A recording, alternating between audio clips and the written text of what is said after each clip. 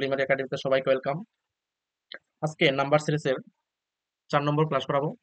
যারা যারা আগের ক্লাসগুলি দেখোনি তারা অবশ্যই ক্লাসগুলো দেখে নিও। আমি চ্যাপ্টার ওয়াইজ ক্লাস শুরু করেছি এবং আমাদের টেলিগ্রাম চ্যানেলে এই সেটগুলোর পিডিএফ পাবে, তাই ডেসক্রিপশনে টেলিগ্রাম চ্যানেল লিঙ্ক দেওয়া থাকবে, সেখানে ক্লিক করে জয়েন করে নিও।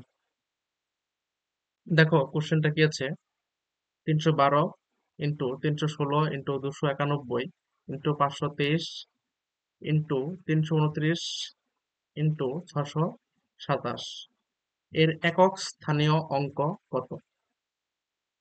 এই ধরনের অঙ্কের ক্ষেত্রে শুধু এককের ঘরের অঙ্কগুলো দিয়ে এককের ঘরের অঙ্কগুলোকে গুণ করলেই হবে। যেমন 6 দুগুণে 12, 12র এককের ঘরের অঙ্ক 2 পাওয়া গেল। এখান থেকে এককের ঘরের অঙ্ক কত পাওয়া গেল? 2। এইবার 2 দিয়ে এই একক ঘরের অঙ্ককে 1 কে গুণ করলে কত হবে? 2 অক্ষে 2। ঠিক আছে, আবার এই 2 দিয়ে পরের সংখ্যার একক ঘরে অঙ্ককে গুণ করতে হবে। তাহলে 3 দুগুণে কত হবে? 6। 6 দিয়ে পরের সংখ্যার একক ঘরে অঙ্ককে 6 নং 54। তাহলে একক 54 4 পাওয়া যাবে এককের ঘরে অঙ্ক, এবং 4 দিয়ে পরের সংখ্যা বা শেষের সংখ্যার একক ঘরে অঙ্ককে 7 কে গুণ করলে কত পাওয়া যাবে? 4 7 28। 28 এককের ঘরে অঙ্ক পাওয়া যাবে 8। অর্থাৎ এখানে সঠিক উত্তর হচ্ছে অপশন সি, 8। নেক্সট, শূন্য সংখ্যাটি শূন্য, এটা কি সংখ্যা? অখণ্ড সংখ্যা কিন্তু পূর্ণ সংখ্যা নয়। অপশন বি, পূর্ণ সংখ্যা কিন্তু মূলদ সংখ্যা নয়। সি, মূলদ সংখ্যা কিন্তু বাস্তব সংখ্যা নয়। অপশন ডি, অখণ্ড সংখ্যা, পূর্ণ সংখ্যা, মূলদ সংখ্যা এবং বাস্তব সংখ্যা। তাহলে অপশনে প্রথম থেকে আসি, অখণ্ড সংখ্যা। শূন্য একটি কি সংখ্যা? অখণ্ড সংখ্যা, প্রথমে বলে নেই অখণ্ড সংখ্যা কত থেকে শুরু হয়। অখণ্ড সংখ্যা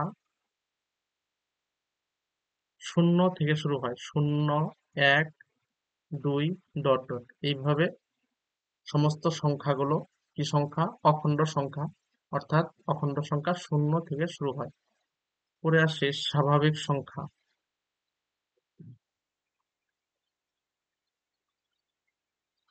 স্বাভাবিক সংখ্যা 1 থেকে শুরু হয়।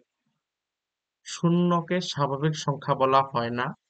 1, 2, 3, ডট ডট, এইভাবে সমস্ত সংখ্যাগুলিকে স্বাভাবিক সংখ্যা বলা হয়।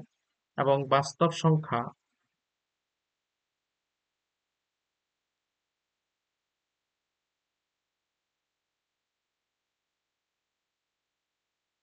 বাস্তব সংখ্যাও 0 থেকে শুরু হয়। 0, 1, 2, 3, ডট ডট। কিন্তু মাইনাসের মানগুলো, যেমন -1, -2, -3, এগুলোকে অখণ্ড সংখ্যা বা স্বাভাবিক সংখ্যা বা বাস্তব সংখ্যা কোনোটাই বলা হয় না। ঠিক আছে, এগুলোকে আবার বলা হয় পূর্ণ সংখ্যা। পূর্ণ সংখ্যা, পূর্ণ সংখ্যার আবার দুটি ভাগ, একটা হলো ধনাত্মক পূর্ণ সংখ্যা, আরেকটা হলো ঋণাত্মক পূর্ণ সংখ্যা। ধনাত্মক পূর্ণ সংখ্যা হলো 1, 2, 3। ঋণাত্মক পূর্ণ সংখ্যা হলো -1, -2, -3। তাহলে এর মাঝে যেহেতু শূন্য আছে, তাই শূন্যকেও কি বলা হয়? পূর্ণ সংখ্যাও বলা হয়। শূন্যকেও পূর্ণ সংখ্যা বলে। ঠিক আছে, তাহলে এবার অপশন আসি। অপশন এতে আছে অখণ্ড সংখ্যা। শূন্য অখণ্ড সংখ্যা, ঠিক আছে। পূর্ণ সংখ্যা নয়, তাহলে এটা কিন্তু নয়। শূন্য কিন্তু পূর্ণ সংখ্যাও হয়, তাহলে এই অপশনটা ভুল। পূর্ণ সংখ্যা কিন্তু মূলদ সংখ্যা নয়। মূলদ সংখ্যা বলে দেই, আমি আগের ক্লাসেও মূলদ সংখ্যা সম্পর্কে বলেছি। যে সংখ্যাকে p/q আকারে প্রকাশ করা যায় সেটা হলো মূলদ সংখ্যা, যেখানে q not is equal to 0। তাহলে যদি শূন্য লিখে শূন্যর নিচে অবশ্যই এক আছে, পি বাই কিউ আকার প্রকাশ করা যায়, যেখানে শূন্য সমান পি এবং ওয়ান সমান কিউ। তাহলে এখানে বলছে মূলদ সংখ্যা নয়, তাহলে এটাও নেওয়া যাবে না। অপশন সি মূলদ সংখ্যা, ঠিক আছে, কিন্তু বাস্তব সংখ্যা নয়, তাহলে এটা ভুল হয়ে গেল, তাই এই অপশনটাও নেওয়া যাবে না। শূন্য একটি বাস্তব সংখ্যা, এখানে লিখে দিয়েছি। অপশন ডি কি বলেছে, অখণ্ড সংখ্যা। হ্যাঁ, অখণ্ড সংখ্যা পূর্ণ সংখ্যা, মূলদ সংখ্যা এবং বাস্তব সংখ্যা, অর্থাৎ শূন্যকে পূর্ণ সংখ্যা, মূলদ সংখ্যা, বাস্তব সংখ্যা এবং অখণ্ড সংখ্যা বলা হয়। অর্থাৎ অর্থাৎ এখানে সঠিক উত্তর হচ্ছে অপশন বি। নেক্সট,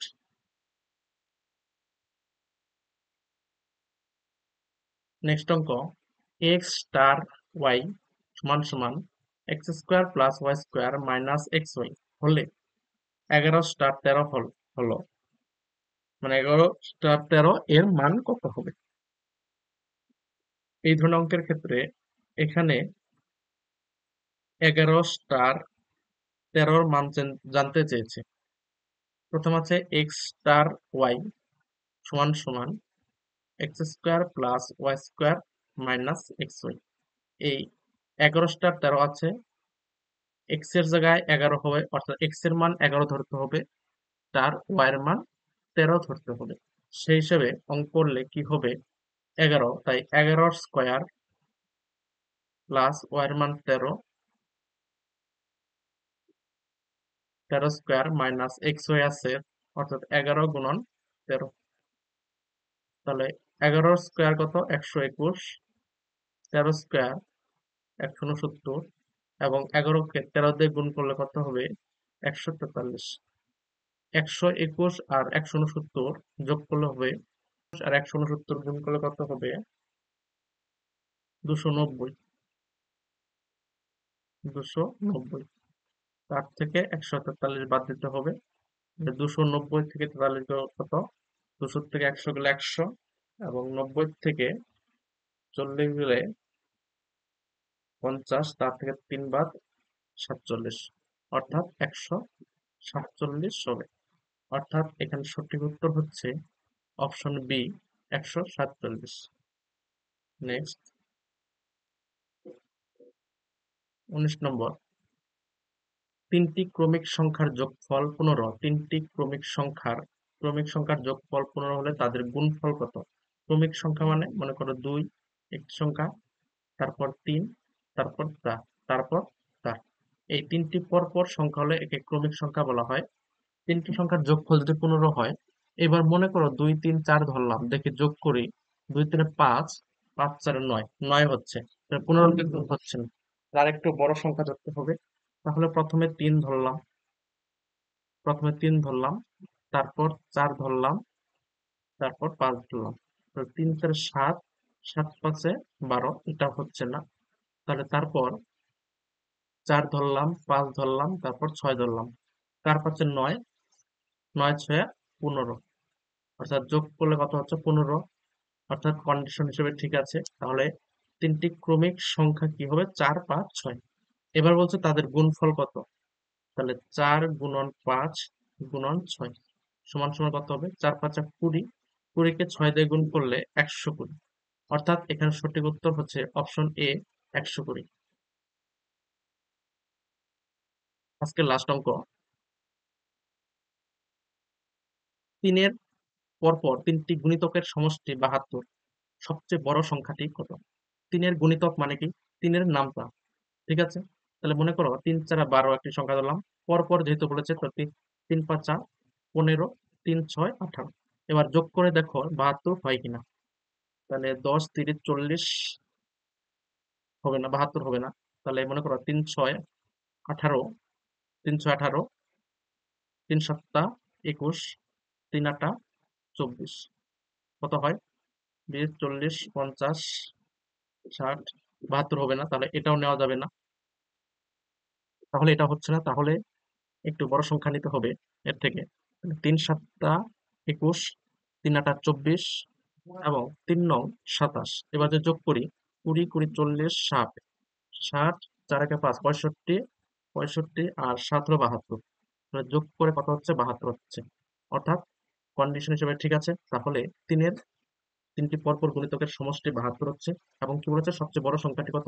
সবচেয়ে বড় সংখ্যা কত? 27, অর্থাৎ এখানে সঠিক উত্তর অপশন সি। ঠিক আছে, ক্লাসটি যদি ভালো লেগে থাকে অবশ্যই লাইক করে দিও এবং বন্ধুদের মধ্যে শেয়ার করে দিও। যদি চ্যানেলে নতুন হয়ে থাকো অবশ্যই সাবস্ক্রাইব করে রেখো। খুব তাড়াতাড়ি আমি নেক্সট ক্লাস নিয়ে আসবো। Thank you.